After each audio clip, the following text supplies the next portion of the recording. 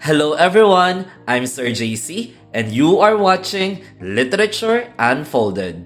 For today's video, we are about to discuss the elements of a short story.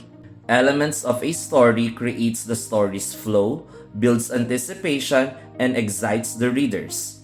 These elements work together to create the basic structure of a story. Characters.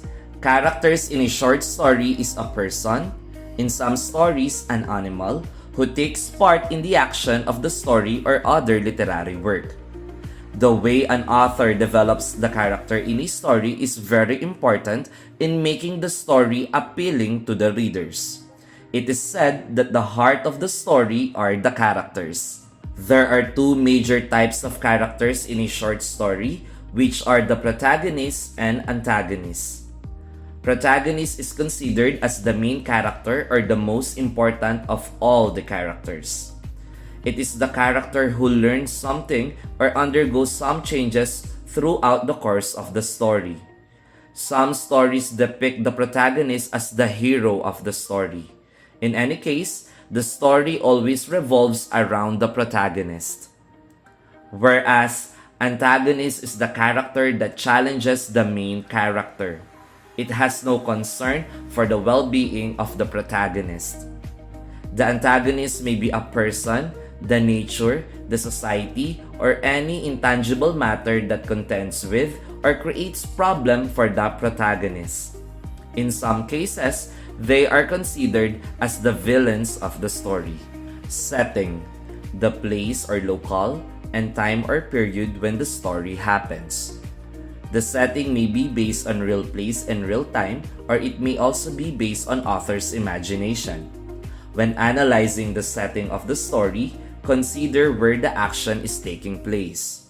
Most authors use descriptive words to describe the landscape, scenery, buildings, season, or even the weather to provide a strong sense of setting which will help the reader visualize the story and connect the story to its plot. Plot: it is the important events or actions in the story. All stories have beginning, a middle, and an end.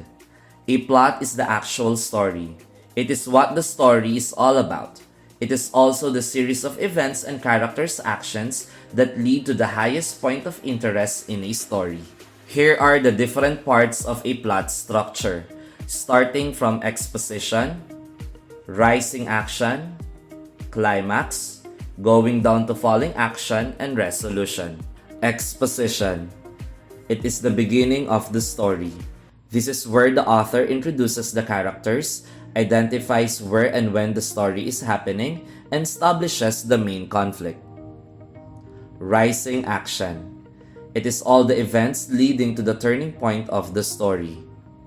Rising action can be identified by increasing tension, emotion, difficulty, or challenge. The event occurs as you begin to move throughout the story. This is where the conflicts start to build off or to kick off. Climax: climax is the most exciting part of a short story.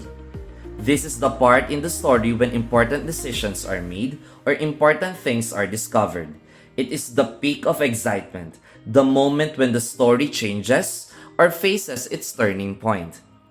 Falling action: falling action occurs after the climax as the problems in the story start to work themselves out. In falling action, all the plot points, the consequences of the climax, and reflection on the changes in the main character are being wrapped up. The excitement becomes less and less as the conflict is resolved in falling action. Resolution: this is the solution to the problem in a story, also known as the ending of the story. Resolution can be coined as the conclusion or denouement. The solution may not be what you hope for, but it requires the fitting of tone and theme in the story, and the conflict must be resolved.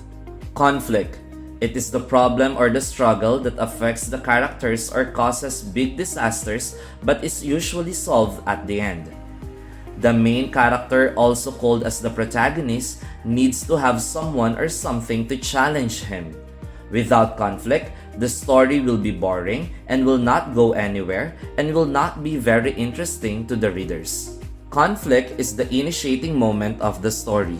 From the exposition, it builds up the rising action. The main character may be faced with one of the 4 different types of conflict. First, man versus man. This is a conflict between 2 characters or groups. It's a direct struggle where characters have opposing goals, values, or interests.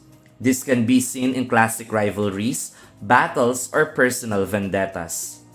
Second, man versus nature.